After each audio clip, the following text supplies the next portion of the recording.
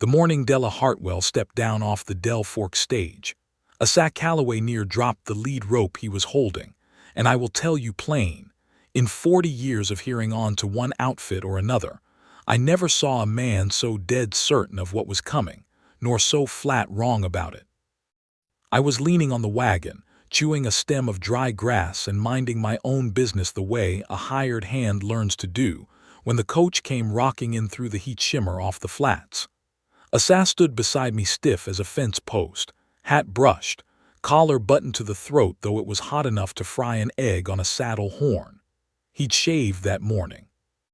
I'd noticed and said nothing, because a man who's gone 4 years without so much as looking at a woman doesn't shave for nothing, and Asa Calloway would have bitten the head off a rattler before he admitted to it. "You reckon she'll be the small kind or the stout kind?" he said, watching the dust.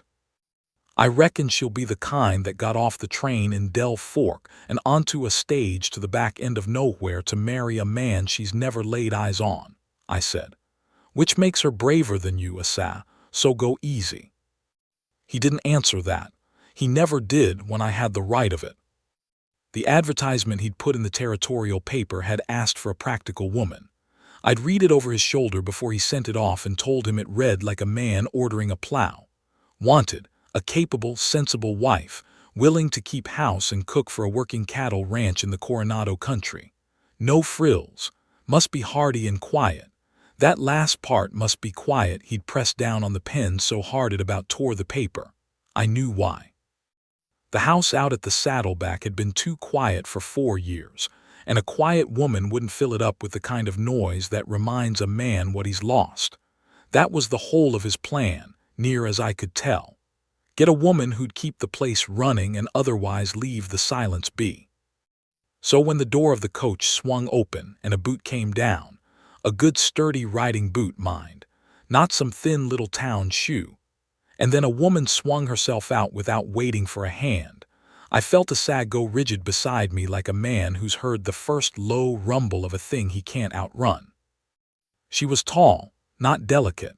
She had a traveling dress on, gray and dusty, but she wore it the way you'd wear work clothes, like the dress had a job to do, and so did she. Brown hair pinned up under a plain hat, a face that had spent its share of time in the sun, and a pair of eyes, I'll never forget the eyes, that swept the whole of Del Fork in about 2 seconds. The false-fronted stores and the water trough and the dogs and the 2 of us standing by the wagon, and sorted all of it into useful and not useful before she'd finished stepping down. Then she reached back into the coach and hauled out, by its leather scabbard, a rifle. A Winchester. A good one, worn smooth at the lever the way a gun gets when it's used and not just owned.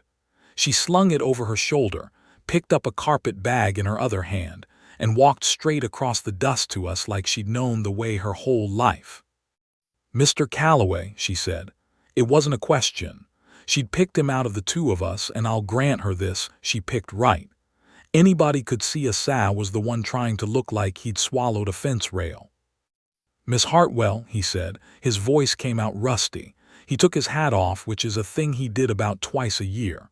"Yes, welcome to Del Fork." She looked him up and down the same way she'd looked at the town. "You're taller than your letter," she said. I about choked on my grass stem. Asa blinked. "My letter doesn't have a height, Miss Hartwell." "No," she said, but it sounded short, clipped. I pictured a short, clipped sort of man. Then she set the carpet bag down in the dust, stuck out her hand, her actual hand, for shaking the way men do, and added, "Della, if we're going to be married, I'd as soon you used my given name and I used yours, Asa. Mr. and Miss is for strangers, and we've passed that, I'd say, given the circumstances." He looked at her hand like it was a snake that might or might not be venomous. Then he shook it. She had a grip. I saw him feel it. "We's told of her," I said, since nobody was going to introduce me. I took my own hat off, which I do more than twice a year, being raised right. "I work the Saddleback. Been with Asa since before he had the sense to put up that advertisement, and I'll be glad of another pair of hands at the place, ma'am, that can shoot, if that rifle ain't just for show." She turned those eyes on me and the corner of her mouth went up, just a touch. "Mr. Tolliver," she said, "I have never in my life carried a thing for show." And that, friends, was the truest word spoke in Del Fork that whole year. We loaded her things into the wagon, a trunk, the carpet bag, a wooden box she carried herself and set down careful, and the rifle, which she kept across her knees on the seat between her and Asa the whole long ride out. 3 hours over the Coronado flats with the Tanaja Hills standing blue and dry in the distance, and the two of them sitting there stiff as Sunday, and me on the back of the wagon among the trunks, having the finest entertainment I'd had in years. Asa tried, I'll give him that. About an hour out he cleared his throat and said, "The house is plain. I want you to know that ahead of time. It's a working ranch. The cooking and the keeping is the main of it. I want it understood, I didn't bring you out here to be your wife in more than name," Della finished for him, "plain as you please." "Yes, I gathered that from the letter, and from the look on your face when I stepped off the coach, which was the look of a man who'd ordered a tool and got a person. We can leave all that be, Asa. I'm not in any hurry, and I'd guess from the look of you that you're a good 10 years from being ready if you ever are. I came out here because I wanted off the place I was, and a ranch suits me better than a town, and your letter said practical, and there is nobody on God's earth more practical than me. So, that's settled. Now tell me about the water." Asa stared at the road. "The water. Your cattle drink something. Where from? How much? Is it failing?" She said it the way a doctor asks where it hurts. 3 hours of dust out here and not a creek crossed. A man who runs cows in country like this either has a good spring or he's about to be ruined, and I'd like to know which kind of place I'm marrying into before the preacher and not after. I watched the back of Asa's neck go red. Not with anger, though I think he wished it were anger. It was something he didn't have a name for yet. A woman he'd never met, 3 hours into the territory, had just asked the one question that had been keeping him up nights, and she'd asked it like she already half knew the answer. "There's a spring," he said slowly. "Cottonwood Spring up under the hills. It's the whole of the place. Been good my whole life." He paused. "It's lower than I've seen it. This year's been dry." "How dry?" "Dry," he said, and that was all, but I knew him, and I heard the worry in it. Della looked off at the Tanaja Hills a while. "All right," she said finally. "Then we'd best not waste any of it on a long engagement." They were married 3 days later in the front room of the Saddleback House by a circuit preacher who'd come through Del Fork on his way to somewhere else. I stood up for Asa. A woman from the Del Fork Mercantile, Mrs. Prout, stood up for Della, the two of them having met exactly once when Della went in to buy thread and lamp oil and a box of cartridges in that order. The preacher said the words. Asa said his part like a man reading a contract.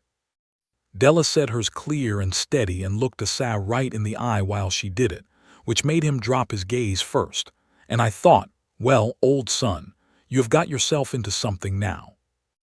That night Asa moved his bedroll out to the bunkhouse with me, leaving Della the house, and he lay there in the dark a long time not sleeping, and finally he said into the rafters, "Wheeze, what in God's name did I do?" "You got married, Asa." He stopped. "She brought a rifle." "She did." "To her own wedding she'd have brought a rifle, I expect." "I expect she would have." He was quiet, then lower. Sarah was soft wheeze. Sarah laughed easy. "This one looks at me like she's pricing a horse." That was the first time he'd said his first wife's name out loud in front of me in better than 2 years, and I knew then this Della Hartwell, Della Calloway now, had stirred up something at the bottom of him that he'd worked 4 years to keep settled. I didn't say so. You don't say so to a man like Asa. You just let it lie. "Give it time," I said. "You hired practical. You can't be sore now that she's exactly that." He grunted, but I heard him turn over and over for a long while after, and I knew the silence he'd been so set on keeping had walked into his house in a gray traveling dress and carried a Winchester, and there'd be no keeping it now. The first morning, Della was up before either of us. We came in from the corral at first light and there was coffee made, good coffee, better than the bunkhouse mud I'd been drinking for years, and biscuits, and she'd already been through the whole house. I mean through it.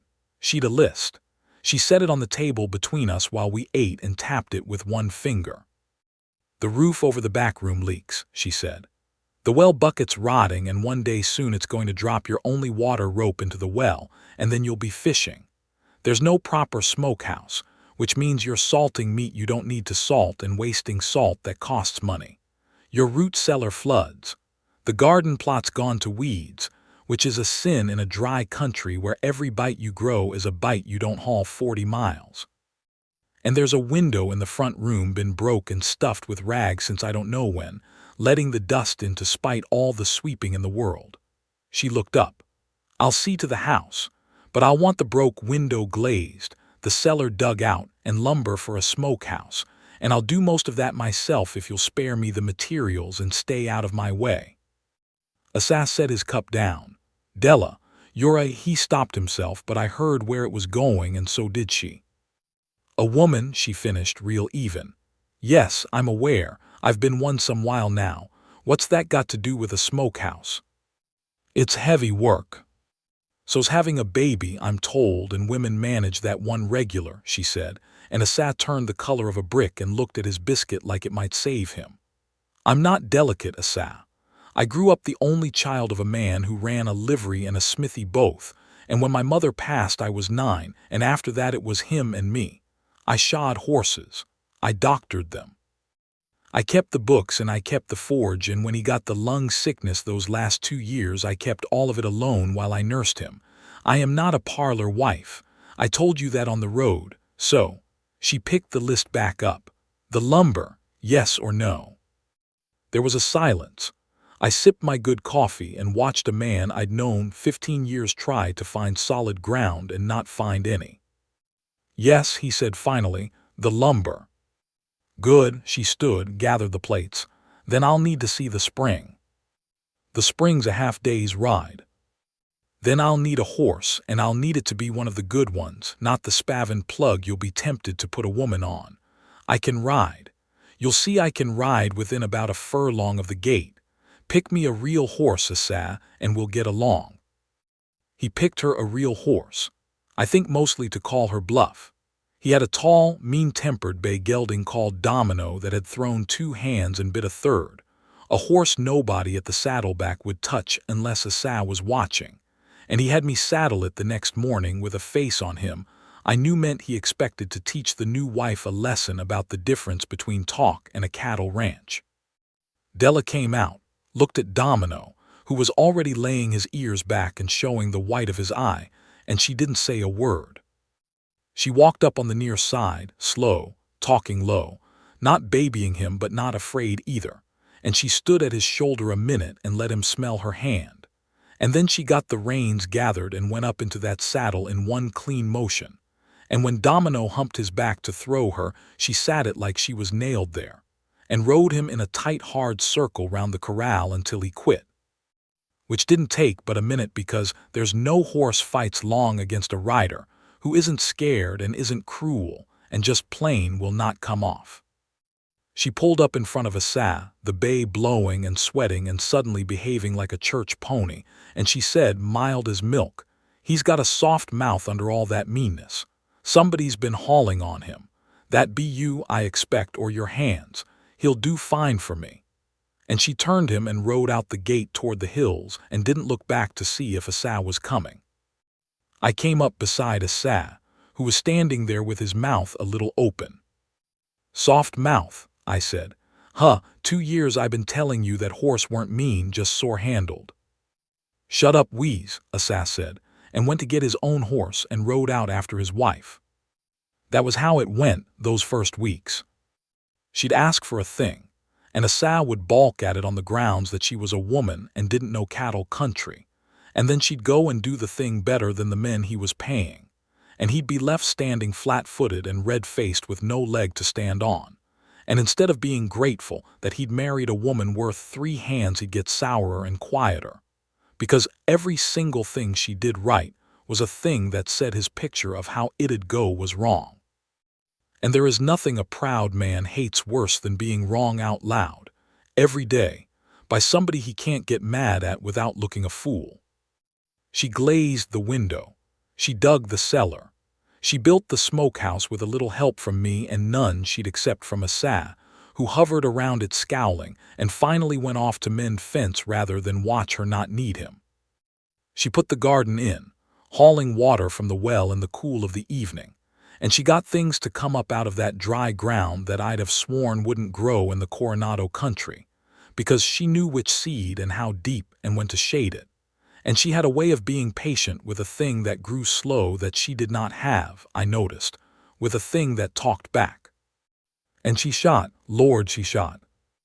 We had trouble that year with coyotes coming down out of the hills after the calves, the dry pushing them in close, and one evening a pair of them slipped into the near pasture at dusk, where a young calf had got separated from its mother. Asa and I were at the corral and saw it, and Asa hollered and started for his rifle on the wagon, and Della, who was at the well with a bucket, set the bucket down, took up that Winchester she'd leaned against the well stones. She kept it near her always, the way I keep my hat near me, and she dropped both coyotes at a distance I'd not have tried with a rest and a clear head, 2 shots, quick as that, and went back to her bucket like she'd swatted 2 flies. Asa stood holding his own rifle he'd not even got loaded. His best hand at that time was a young fellow named Cole Brackett, cocky as they come, the kind that could shoot pretty good and let everybody know it. Cole had watched the whole thing from the bunkhouse step, and he laughed and said loud, "Beginner's luck that, 2 easy ones at dusk." Della heard him. She didn't even slow down at the well. "Set me 3 cans on the corral rail, Mr. Brackett," she called, "and pace off whatever distance you call hard and we'll see who's lucky." Well, that was an event. The hands all turned out for it. Cole set 3 peach cans on the top rail and paced off a good long way, a real long way, farther than any sane man shoots a tin can, and he grinned and made a show of it and went first, and he hit one of the 3, knocked it spinning, and the hands hollered for him. Della handed me her bucket. She walked to the line Cole had paced. She didn't make a show of it. She brought the Winchester up smooth, and she put all 3 cans off that rail before a man could draw a breath between them, crack, crack, crack, and the last one was still in the air when she levered the action and let the hammer down easy and turned around. Nobody hollered. It was dead quiet. Then I started laughing and couldn't stop, and one of the older hands, Prute's cousin Eli, took his hat off to her, and Cole Brackett stood there looking like a boy who'd reached to pet a dog and got bit. And Asa had come out of the barn to watch, and he stood in the door with the dark behind him and his face friends. I'd known the man 15 years. He had 2 faces, the stone one and underneath it, every great while, the one that had buried a wife and not got over it. But there was a third one I'd never seen, and I saw it then, watching his wife shoot the eyes out of 3 peach cans in the failing light, and it took me a second to place it because it had been so long since he'd worn it. It was something close to pride. It scared the daylights out of him, I could tell, because the second he felt it he turned and went back into the barn. That night I found him in there in the dark, not doing anything, just sitting on a hay bale. "Wheeze," he said, "she's a better shot than any man I ever hired. She is. Better rider, better with the horses. She'll have a better garden than I've ever grown and a tighter house than Sarah kept. God rest her, and Sarah kept a good house." He scrubbed a hand over his face. "What do I need with me, Wheeze? What's a wife for, if she can do every blessed thing I can do and most of it better? I feel like a fellow that hired on at his own ranch and got passed over." I sat down on the bale next to him. I'd known him long enough. "You got it backwards, Asa," I said. "You're sitting here sour because she don't need you. You ever think she might be sitting in that house wondering the same thing about you? She came 2,000 miles to a stranger. She's good at everything because she's had to be, because she never once in her life had a soul she could lean on. Her ma died, her pa took sick, and it was all on her, every bit alone. A person don't get that good at standing alone unless they've had no choice. And here's you, sore that she can stand alone, when the kindest thing you could do for a woman like that ain't to be needed by her. It's to be somebody she don't have to stand alone next to anymore. You don't have to be more useful than her, you old fool. You just have to be glad of her. That's the whole job. And you're failing it. He didn't say anything for a long time. I don't know how to be glad of anything anymore, he said finally, real low. It got buried, wheeze. When Sarah went, I put it in the ground with her. I'm not sure I've still got it. You've got it, I said. I seen it on your face just now in that doorway. You've got it. You're just scared of it. And I'll tell you the truth, Asa, since we're being plain, a woman who can do every single thing on this place and chose to come anyway and stays, and builds you a smokehouse and shoots your coyotes and asks about your water before she asks about your house. That's not a woman to be sour at. That's about the best thing that ever rode through that gate, and you're going to lie in the bunkhouse and let it slip through your fingers because you're too proud to be the one who needs somebody. I got up and left him there in the dark. I'd said my piece. A man's got to walk the last of that road himself. Now I'd be lying if I said it turned around that night. It didn't. Asa was a hard case, and 4 years of grief don't melt in an evening. But something shifted slow, like the season was shifting, and I'll tell you about both, the man and the season, because they came due together. The dry got worse. By high summer the Coronado flats were the color of old bone, and the wind came off the Tanaja hills like it came off a stove.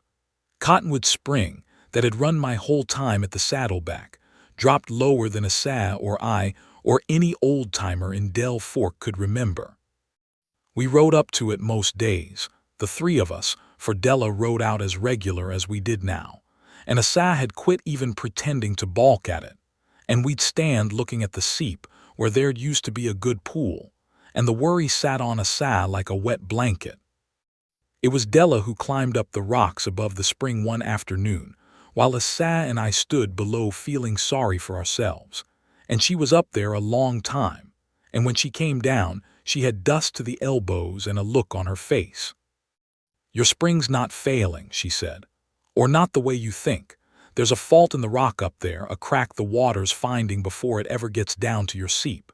It's running off sideways into the hill and coming out somewhere lower. I'd wager there's green on the far slope where there's no business being green. You're not running dry, Asa. You're springing a leak, and a leak can be plugged." Asa looked up the rock face. "Plugged how?" "Clay and stone. Same as you'd chink a cabin, only bigger and lower down where the crack starts. It'll take work. It'll take all three of us and maybe a couple of the hands and a week of hauling clay up that slope in the worst of the heat. But I've seen my father do the like to a spring back home that fed the livery, and it held 20 years. She wiped her face. "It's worth trying. Else you're hauling water or selling cattle by fall, and you'll sell them cheap because everyone in the territory will be selling at once." Asa was quiet, looking up at the crack she'd found that he'd ridden past 100 times and never seen. And I watched him do a thing I'd not seen him do in 4 years. He listened to somebody, took their word over his own picture of how things were, and changed his course on it. "All right," he said, "we'll try your way." It was the worst week of work I ever did, and I've done some. Hauling wet clay up a rock slope in August in the Coronado country, packing it into a crack in the living stone, hauling more, the sun beating down like it had a grudge, the three of us and Eli and even young Cole Brackett, who'd come round considerable since the peach cans, having decided, sensible boy, that he'd rather learn from Della than sulk at her. We worked sunup to dark. Della worked harder than any of us and never said a word of complaint, and somewhere in the middle of that week I noticed Asa had stopped watching her like she was a problem to be solved and started watching her like, well, like a man watches a woman he's beginning, against every intention he ever had, to court. I caught them on the third evening sharing the last of the water in Asa's canteen, passing it back and forth, both of them gray with clay and bone-tired, sitting on a rock above the spring watching the light go red over the flats. Asa was talking. Low, and I couldn't hear the words, but he was talking, and Della was listening with her head tipped. And once she laughed, a real laugh. The first I'd heard out of her, low and warm, and Asa looked over at her quick, surprised, like he'd done a thing he didn't know he could still do, make a woman laugh, and didn't quite believe it. I went on back to the fire and left them be. On the last day we packed the final of the clay and we sat back and waited, and by evening the seep below had begun to fill. Slow at first, then steady, the old pool coming back inch by inch as the water that had been running off into the hill found its old road again. Asa stood looking at it a long time. Then he said, not to me, to Della, "You saved the place." "I want that," said. "You saved the saddleback. I'd have sold cattle and bled out by spring and never known why, and you climbed a rock and found it in an afternoon." He took his hat off, the way he had at the stage, that twice-a-year thing. "I've been a poor husband to you, Della. I married you to keep a silence, and you've been worth 10 of me, and I've been sour about it like a child. I'm sorry for it." Della looked at him a while. The water came up behind her, catching the last red light. "I didn't save it for thanks," she said. "I saved it because it's my home now too. You keep forgetting that part, Asa. You keep talking like I'm a hand you hired. I'm not. I married you. I knew exactly what I was getting, a hard, sad, proud man with a dead wife he won't speak of and a wall around him a body could break a hand on. I knew. And I came anyway, and I stayed, and I climbed your rock because I decided this was mine. You didn't decide that. I did. So quit thanking me like a stranger and start treating me like I live here. That's all I've ever wanted from you. Not to be needed, just to be at home." And Asa Calloway, who I'd watched bottle himself up for 4 hard years, sat down on the rock beside his wife and put his face in his hands a minute. And when he lifted it, he said, "Ruff, tell me about your father, the livery. I want to know about you. I never once asked. The whole of it, I never once asked you a thing about yourself, did I?" "No," she said, "you didn't." "Then tell me now." And she did. I heard the start of it as I walked off, her father, the forge, the cold mornings, the lung sickness, the long alone after, and I left them to the rest, 2 grown people learning each other on a rock above a spring they'd brought back from the dead together, and I thought, well, there it is. It took a drought to do it, but there it is. The trouble, of course, there's always trouble, came at the worst possible time, the way it does. With the spring saved, the saddleback came into the fall with the best herd in the dry country, fat and watered, while half the territory's cattle were gaunt as rails. And a fat herd in a starving year draws the wrong kind of eye. There'd been word in Del Fork of rustlers working the Coronado country, a loose handful of hard men cutting out cattle by night and running them off through the Tanaja passes to sell over the line, taking advantage of every outfit being stretched thin and desperate. Asa doubled the night watch. We slept in our boots. They came on a moonless night in October. I'll not make it grander than it was. There was no great battle, and I thank God for it. For I've seen those, and they're nothing to wish for. It was 4 men, slipping into the south pasture to cut out a bunch of beeves, counting on the dark and the size of the place, and 1 or 2 tired hands they could buffalo. What they hadn't counted on was Della Calloway. She'd taken to riding the late watch herself, against Asa's wishes at first and then with them, because she could see in the dark better than any of us and shoot better than all of us and sit a horse quiet as a shadow. She was out on the south end when she heard them, heard a cow bawl wrong. She said later, just 1 wrong note in the dark, and she came back to the house at a dead run and had Asa and me up and armed in 2 minutes, cool as well water, telling us how many and where and which way they'd run. We rode out to head them off at the south gate. And here is the thing I want set down right, because it's the heart of the whole matter. It was not Asa who saved the herd that night, nor me, nor any man. It was Della. She read the ground in the dark and put us where the rustlers had to come. And when they came and saw they'd been got ahead of, and one of them went to make a fight of it, it was Della who put a rifle ball through the man's hat brim from horseback in the pitch dark. Through his hat. Mind you, not his head, for she was a woman who'd never carried a thing for show and never aimed to take a life she didn't have to.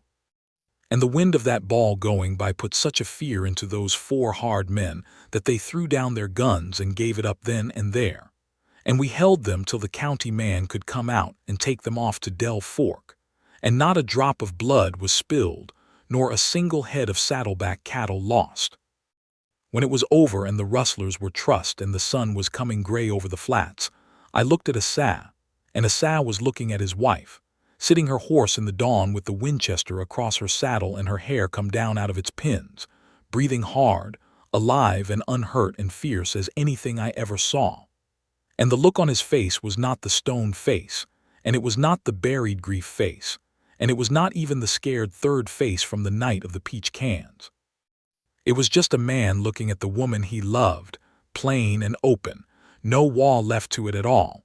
The whole thing finally come up to the surface where it could be seen. He rode over to her. He didn't say anything clever. Asa never had a clever thing to say in his life. "I was going to wait," he said. "I told myself I'd wait till I was sure I had it back in me, the gladness. I told Weeze I'd buried it and didn't know if it was still there. I was waiting to be sure." He stopped. "I'm sure, Della, I've been sure a while. I was just too proud and too scared to say it to a woman who didn't need me to. So I'll say it now and you can do with it what you want the way you do everything else. I love you, not the hired hand who saved my spring. You, Della, my wife. I'd be glad of you the rest of my days if you'll let me. And I won't waste any more of them being sour about how you're better than me, because the truth is you are, and it's the best thing ever happened to this place or to me, and a smarter man would have known it the day you stepped off that stage with a rifle." Della sat there in the dawn light a moment. "Took you long enough," she said, but her voice wasn't steady the way it always was, and I saw her eyes were wet, and I, being a man raised right, turned my horse and rode off toward the cattle to give them the morning to themselves. I have been at the saddleback a long time since. I'm old now, older than Asa was that year by a good stretch, and I've earned the right to sit on the porch in the evening and tell a thing the way it was. They never were a soft, cooing kind of married couple, those two. That wasn't in either of them. They sparred to the end of it, over the books, over which fields to plant, over whether Domino was getting too old to ride, over 100 things, with Della near always having the right of it and Asa near always too proud to say so till the next morning, when he'd come round to it grumbling. But it was the sparring of two people who'd quit being strangers and become a team, two hard, capable, lonesome people who'd each spent a long while standing alone and finally found somebody to stand beside instead of in front of. The spring still runs. The smokehouse she built is still standing. I helped her build it and I've eaten off it 40 years. There are children grown and gone from this house now, and grandchildren who come in summers and pester me for stories, and I tell them this one, the way I've told it to you. About the day a hard man sent away for a quiet wife to keep his silence, and got instead a woman who walked off the stage with a rifle and her own mind, and would not for love nor money be told a thing, and how she didn't fill his silence with noise at all in the end. She filled it with somebody to share it with. Which, I've come to think, is the only cure there ever was for the kind of quiet Asa Calloway was carrying. He's gone now these 3 years, and Della too after him, the two of them lasting near to the same span the way long married folk sometimes do, neither one much good at standing alone again after all those years of standing beside. I was with them both at the end. The last thing Asa said to me, near the finish, his voice gone to a whisper, he reached over and gripped my arm and said, "Weeze, you remember the stage. You remember I asked you would she be the small kind or the stout kind?" And I said I remembered. And he smiled, that third face, the glad one, that he'd been scared of so long and worn so easy at the last, and he said, "I never did get an answer to that, and it never once mattered. I'd have married her if she'd been 10 feet tall. Best thing I ever did, marrying a woman I couldn't manage." And he closed his eyes content as a man can be. I buried them up on the rise above Cottonwood Spring, where you can see the water run, side by side, and I keep the weeds off the place, and most evenings I walk up there before dark and sit a while. A man asked me once, in Del Fork, what was the secret of it, how a marriage that started out so wrong-footed and prickly came to be the soundest thing in the whole Coronado country for 50 years. And I told him the truth. She never carried a thing for show, not the rifle and not her heart neither. And once that man of hers worked up the nerve to quit being scared of a woman who didn't need him and just plain let himself be glad of her, well, that was the whole of it. That was the home, built out of friction and grit and two stubborn people too proud to lean and too smart, in the end, not to. You won't find it on any deed. But it's there, up on the rise above the spring, the both of them, home at last and not standing alone.